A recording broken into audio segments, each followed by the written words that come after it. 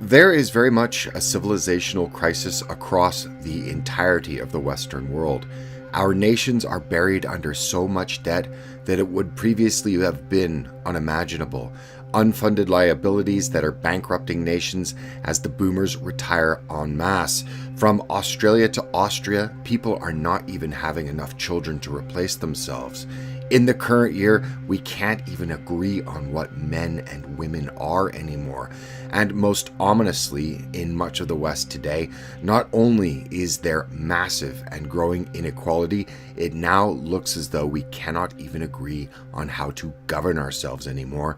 And the political divides in countries like the United States, the United Kingdom, Canada, and other Western nations are descending into a form of tribalism. Democracy is breaking down and is evidenced by the continued unwillingness of half of the population to accept the outcome of elections or of referendums. And now news from the UK indicates that a majority of people there do not even think the current democratic model even works at this point and needs to be replaced with something else. And all of these developments seem to fit nicely into German thinker and philosopher of history Oswald Spengler's hypothesis about the life cycle of civilizations as presented in his book The Decline of the West, which was published in 1918.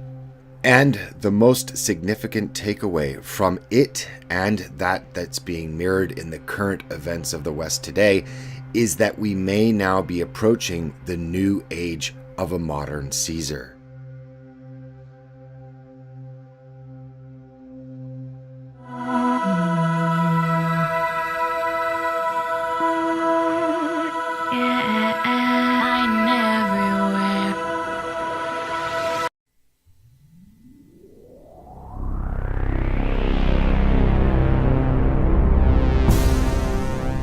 Oswald Spengler rejected the linear nature of history as represented by the division of ancient, medieval, and modern, and instead that it wasn't epochs as they are divided into units of history that mattered, but it was whole cultures, and he believed that cultures mimic life forms and evolve as a kind of organism. He reckoned that cultures, or all high cultures, have a limited lifespan that begins with growth and momentum and then ends with decline and extinction.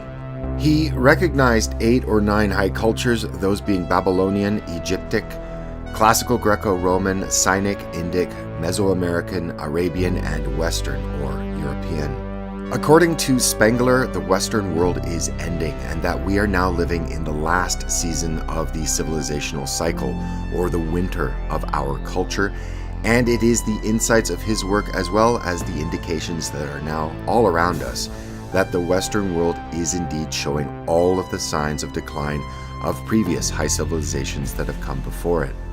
And this final stage was and is characterized by many things, but for the purposes of this presentation, we will focus on Caesarism, which is the final political form in the decline of a civilization. The concept is modeled upon the regime of Julius Caesar, the first sole ruler of Rome, and the man who destroyed its republic. Caesarism is a term used to describe a form of regime that is characterized as being one that is ruled by a strong, pragmatic, and charismatic leader. What's more, that it is usually precipitated by internal as well as external struggles, social turmoil, and other circumstances that make it that the body politic must be brought under control, and for even the pretense or semblance of unity to be preserved, a Caesar arises. While those on the extreme left, who are always decrying everything they object to as the resurgence of 2 particular mid-20th century political philosophies, and are completely terrorized by the idea of the overthrowing of the current globalist order, those in the center and on the right fear the quasi-Maoist regime currently taking shape. But what both sides should understand is that the rise of Caesarism is far more likely as the type of political evolution coming to the Western world, as it may be the only one that can preserve our fractured, disunited, resentful, and increasingly tribalistic societies. While, of course, there are vast differences between the governing structures of ancient Rome and modern democracies, many have pointed out the striking similarities over the past several years. In the current Trump era, the president bypasses the usual gatekeepers and proclaims his message directly to the populace at rallies and on social media. Many claim that he pushes his agenda and his personality rather than the office that he holds, and that this is the direct result of the failure of the previous two presidents, that being George W. Bush and Barack Obama, as they were not able to find any room to compromise with the legislative branch of government, and in turn were both forced to rule via presidential decrees. Moderate forms of Caesarism could be the example of Abraham Lincoln, but more blatant examples of Caesarism are cropping up around the world. The rise of Caesarism has been noted not only in the US, but in Putin's Russia, Modi's India, Duterte's Philippines, Erdogan's Turkey, and according to some Israeli commenters, Benjamin Netanyahu's Israel is a republic skewed by Caesarism. A very important point should be made, however, and pointed out here, is that in contrast to a complete overthrow of a democratic system or of a monarchy even, with Caesarism, the institutions of the withering republic remain intact and functionaries retain their titles. It's the appearance of opposition that is necessary to remain. Now, looking outward, media, pundits, as well as historians, economists, and those in the hard sciences even, have now all begun to raise the alarm that Western society is reaching a crossroads. The inability to govern, the growing and entrenched inequality, the growing tribalism and polarization, coupled with the environmental degradation, population overshoot in the developing world, financial crisis after financial crisis, and resource exhaustion mirrors the tipping points that have pushed many previous civilizations over the edge into violent political unrest, internal and external war, and finally collapse. Chile to Spain, the US to Italy, and points in between, civilization exhaustion and trust in the political process and in democracy itself is eroding and spilling into the streets violently. Political gridlock today is no better exemplified than that by the failure, despite a political mandate provided by popular referendum over 3 years ago, for the United Kingdom to exit from the European Union. And the disgust with the political class has now become so entrenched and so thorough that in fact a majority of people in England, Wales, and Scotland now believe that violence against members of Parliament is a price worth paying if it meant that their views on Brexit won out. And that is a majority of people, both Leavers and Remainers, according to a recent poll taken by academics from the University of Edinburgh and Cardiff for YouGov. And also shockingly, there was a large percentage of people surveyed who said that turning on their fellow citizens could be justified, even if it resulted in them being badly injured, if it settled Brexit in their favor. These outcomes and this movement in popular perception is very interesting, as it is indicative of the changing mood of the nation and its disgust with the political class and business as usual. Even in London, which is constantly trumpeted as some kind of bastion of economic and socially liberal values, the city is now, according to another nationwide poll, the most welcoming region of the country to the pull of Caesarism. A full 2/3 of Londoners support the idea of the UK having a strongman ruler or a Caesar-type leader that can dispense with the gridlock of Parliament, which is the largest percentage found anywhere within the country. The same survey found considerable support for the country to be ruled by the army at a staggering 42%, while that number should be noted to be a view still in the minority, at least for now. While support for army rule runs at just 17% in the northeast of England, which is the lowest level in the nation, support for strongman rule, or Caesarism, stands at more than 50% within the country as a whole.